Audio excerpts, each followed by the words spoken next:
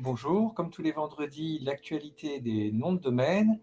Alors on démarre avec une nouvelle qui concerne UDOT et l'arrêt de l'activité PBN. Donc pour faire un petit rappel de qui est UDOT, hein, c'est un des snappers pour le point .fr les plus actifs historiquement. Ça a été le premier vrai grand acteur, ça s'appelait 4X il y a très longtemps, 5-6 ans. Et c'est grâce à eux, je pense, qu'il y a la newsletter que vous écoutez maintenant, parce qu'ils ont vraiment démocratisé le marché au départ avec des noms de domaine à 5 euros. Ensuite, alors ça pouvait aller aux enchères, mais c'était 5 euros la précommande. Après, c'est monté à 20 euros. Euh, et récemment, ils avaient quand même des difficultés sur le Snap et ils ont choisi de se diversifier en proposant un service de PBN.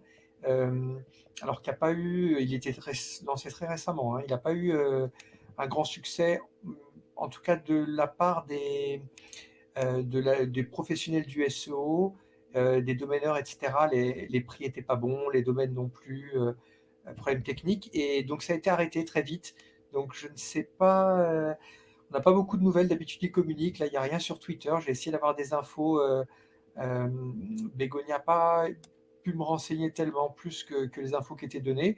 Donc bah, voilà, c'est plutôt inquiétant, sachant que c'est une entreprise qui est piloté par Tristan Colombet, qui est un entrepreneur de très haut niveau, qui fait plein de choses, qui a un cowork qui marche extrêmement bien, donc à Clermont-Ferrand, et c'est un acteur important de l'écosystème. Donc, je ne l'imagine pas s'entêter dans un service qui ne fonctionnerait pas.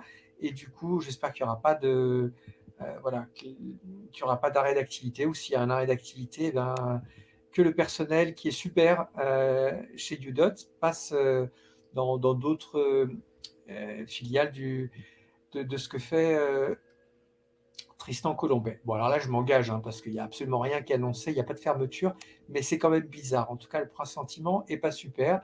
Mais vous pouvez dire aussi ce que vous en pensez dans les commentaires. Donc, deuxième actualité, elle concerne la vente d'un nom de domaine. Et là, on a poker.net, donc qui vient d'être vendu pour 750 000 dollars. Donc on pourrait aller voir ici, si je regarde poker.net, donc DM Journal, qui est le magazine de référence le plus utilisé. Alors vous n'allez pas voir, mais moi je vais voir le rang Alexa, de très loin le premier avec un rang Alexa fort 68 000, et pourtant autant l'éditeur du magazine il est vraiment doué, autant ouais, c'est quand même creux, quoi. C'est juste les ventes. Hein, voilà, il n'y a rien d'autre. Et les Américains, depuis 2003 quand même, hein, 2003-2021, ils n'ont pas compris que les noms de domaine, c'est autre chose que CEDO, que d'acheter, que de vendre, que des noms comme ça un peu bruts, hein, qui font rêver que leurs vendeurs. Donc, étonnant. On nous annonce en tout cas la vente de poker.net. Euh, il faut bien tenir compte du fait qu'une vente est jamais révélatrice. Hein, on parle des ventes, mais jamais des noms de domaine qui ne se vendent pas. Et on pourrait penser que si on bat le record aujourd'hui, que le secteur du poker c'est très bien, que le point net c'est très bien. Alors absolument pas pour le point net. Hein. Le point net a beaucoup baissé, euh, et en tout cas sur le marché français. Alors pourquoi? Parce que nous on a pas mal de possibilités. Il y a le point .com, mais il y a aussi le point .fr, et aujourd'hui le point .fr est, en termes de branding, est légèrement préféré ou à peu près au même niveau que le point .com, en tout cas pour les Français. Même pour les sites internationaux, ça commence à se développer. Donc le point .fr est vraiment un fort second choix, voire un premier choix. Donc du coup, on a .fr, .com, des fois il peut y avoir tiret, sans tiret, c'est-à-dire que le point .net, ça ne sera jamais un premier choix. Et avec toutes les extensions disponibles, toutes les possibilités de mettre un suffixe, un préfixe, personne ne va acheter au second marché un point .net. Il y a 10 ans, comme les .com étaient inaccessibles, tout était verrouillé, etc., les très bons noms, c'était très dur. Donc on pouvait acheter un point net parce que ça pouvait se comprendre. Et d'ailleurs, le point .fr valait presque rien. Mais ça a énormément changé. Et sur le marché francophone, aujourd'hui, un point net, alors ça va dépendre des noms, ça dépend de plein de choses, mais environ 10% maximum d'un point .fr. Donc vraiment un revirement incroyable en assez peu d'années. Donc n'essayez pas d'investir dans du point net en vous disant oui, il y a une super vente, c'est pas révélateur. Il faut savoir qu'aux États-Unis, eux, leur point US, il vaut rien, donc ils ont que le point .com et ça peut se comprendre d'être un point .net parce que c'est un second choix et voilà, c'est aux États-Unis ou en anglais, le point .net vaut pas vraiment 0 et il y a d'autres pays, où le point .net peut passer, par exemple, quand on n'aime pas le point .com comme en Allemagne, eh bien, .com ou .net, bah, on préférera limite le .net. Mais évidemment, c'est le .de qui est le plus important en Allemagne. Donc voilà l'info sur poker.net. Est-ce que le secteur des jeux en ligne, ça fonctionne bien? Oui, hein, poker, on arrive à peu près à monétiser, c'est beaucoup, beaucoup, beaucoup moins qu'il y a 10 ans. Poker, c'est pas un secteur aussi interlope que d'autres. C'est à peu près encadré. C'est pas comme le casino en ligne là qui est très particulier. Mais donc voilà, les sites de poker, les domaines de poker peuvent se vendre correctement. Troisième info, on va parler de nos copains, c'est Donuts. Alors, Donuts qui acquiert le TLD, donc la nouvelle extension Watches hein, pour les montres, qui était détenue par l'entreprise qui possède Cartier, Piaget, etc. C'est Richemont. Et en fait, ça y est, ils avaient, je crois, une dizaine, puisque ça, une quinzaine d'extensions. Et c'était la dernière, ils l'ont vendue. On aurait pu penser qu'ils allaient utiliser celle-là, parce que Watches, bon, elle a quand même du sens, en tout cas pour eux. Et ça tombe dans les mains de Donuts, qui est le plus gros registre en termes d'extensions développées, mais en fait pas du tout en termes d'extensions utilisées, parce que c'est que des registres. Donuts, c'est un registre qui n'a aucun business model à part de racketter les entreprises et de créer des extensions qui vont avoir absolument aucun intérêt, sauf pour des calculs financiers, parce qu'on arrive à générer un peu de revenus, mais les extensions inutiles, mal gérées par des gens qui n'y connaissent rien. Donc voilà à peu près ce que fait Donuts. Et puis ça fait une de plus. Ils en ont déjà plus de 300. Ça ne changera plus grand-chose. De toute façon, c'est que des capitaux qui ne savent pas où se placer, hein, que des capitaux financiers.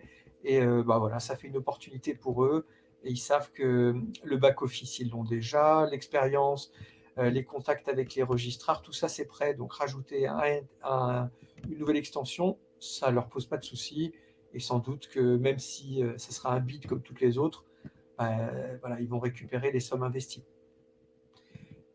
Un point suivant, c'est Namescon qui est annulé. Alors, il ne fallait pas faire de la voyance pour ça. Hein. Les Américains sont quand même incroyables. Quoi. Je me rappelle en fait, l'annulation de Namescon déjà l'année dernière, elle est venue très tard. Et évidemment que ça ne pouvait pas avoir lieu. C'était donc là en Hongrie. Les gens n'auraient pas pu se déplacer. Et là, bon, ils avaient fixé une date, mais bon, ça a été annulé et ils ne passent pas en online. C'est ça qui est intéressant. Euh, alors, annulé purement et simplement, il n'y a pas de version online. Et il faut bien voir que ce Namescon Europe, comment est-ce que c'est né? Il faut savoir que Namescon, c'est l'événement le plus important pour les noms de domaine dans le monde. Euh, alors, c'est pas si important, hein, on est quand même dans un petit secteur, et c'est surtout très fort aux États-Unis. Et en Europe, ça s'appelait Domaining Europe, et ça a été racheté par Namescon à la suite de la maladie du fondateur, donc qui nous a quitté il y a quelques mois, qui était une personne vraiment géniale, un Autrichien qui faisait vraiment l'unité en Europe de tous les acteurs. Mais bon, je pense que maintenant, si lui, il n'est plus là, voilà, Namescon Europe, je bien peur qu'il n'y en aura plus à voir, à suivre. Alors que pourtant, c'est beaucoup plus intéressant que Namescon aux États-Unis, à Las Vegas, où c'est beaucoup de cinéma, beaucoup de gens voilà, qui s'écoutent parler et tout, mais le niveau est déplorable là-bas. Alors qu'en Europe, il y a les Hollandais qui sont très forts, il y a un Bulgare qui est incroyable, bon, il y a des Français qui se défendent. Les Européens étaient, à mon avis, plutôt à la pointe, mais bon. Alors, cette semaine, il y a eu ICANN 70. Si vous voyez comment dire, des replays, c'est pas mal. En cas d'insomnie et tout, quand on est fatigué, parce que l'ICANN, c'est assez impressionnant, la lenteur des débats. Voilà, c'est dans toutes les langues, etc. Mais bon, il ne se passe absolument rien. L'ICANN, on pourra en parler longtemps, mais ils ne font absolument pas leur travail. On a parlé de Donuts tout à l'heure. Il n'y avait aucune raison que Donuts puisse exercer son activité par rapport aux aux règles finalement d'utilisation des extensions, mais voilà, l'ICANN est en crise, même si c'est pas déclaré. Cloudfest, c'est quoi? Bah, Cloudfest, c'est le même propriétaire que Namescon en fait, par contre c'est pour la partie hébergement. Et ils viennent de terminer cette semaine à la fois l'ICANN et Cloudfest des, donc leur événement. Donc, j'en avais pas parlé la semaine dernière, je les ai pas écoutés, mais je sais quand même que c'était nul, hein, parce que l'ICANN, bon, c'est sûr, et Cloudfest, c'est très, voilà, les grands groupes qui viennent parler, etc. Mais ça manque vraiment de passion. Alors quand je dis que c'est nul, hein, je pense que les gens connaissent mon style. Au bout d'un moment, je provoque et je caricature, et je suis sûr qu'il y a plein de gens qui font ça avec toute leur bonne volonté, et que le terme de nul n'est pas du tout approprié, mais voilà, c'est un peu pour vous en souvenir. En tout cas, on ne sent pas la passion, on ne sent pas l'expertise, on sent juste le business, le copinage et le marketing. Très très fort dans le marketing, donner une image et tout, mais en vérité, c'est aburrido, comme disent les Espagnols, très ennuyant. Dans les vidéos de la semaine, voilà qui n'est pas ennuyant. Michael Vigreux, qui est extra. Donc, Michael Vigreux, travaille pour la FNIC, et il nous a proposé donc une interview donc, que vous pouvez écouter.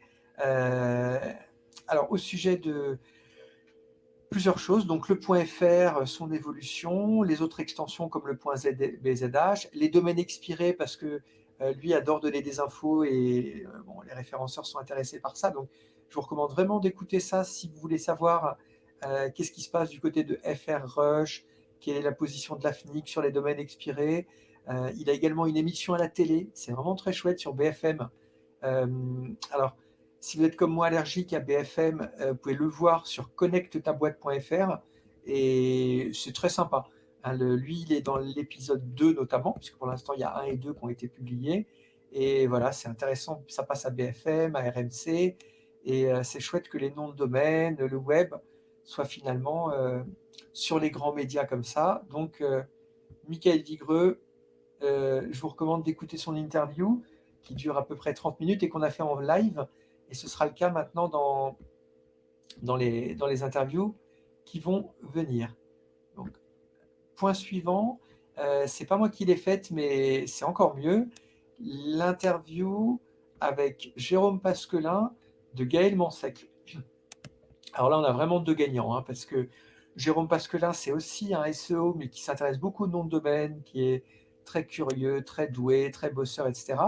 Et il a bien compris que le SEO, il y a quand même des enjeux juridiques. Et donc, il invite Gaël, qui est un juriste, mais qui est très geek et qui s'intéresse très bien au SEO. Donc, les deux ont une culture différente, mais s'entendent très bien. Et finalement, il y a une complémentarité évidente que vous pouvez écouter. Ça, c'est 40 minutes qui sont vraiment très riches. Hein, donc, je vous recommande. Et dernière vidéo qui est assez rigolote parce que donc Romain Pirotte, qui est un petit génie de l'internet. Hein, est-ce qu'il y a deux personnes comme Romain Pirotte en France aujourd'hui? Je suis pas du tout certain, hein, à cet âge, avoir une telle réussite, avoir une communauté aussi grande et être aussi doué, parce que il fait du black hat SEO, et c'est très technique. Hein, c'est pas comme on pense du spam. J'appuie sur un bouton. Donc c'est un vrai geek, c'est un gars incroyable. Et évidemment, eux, ils ont besoin de noms de domaine.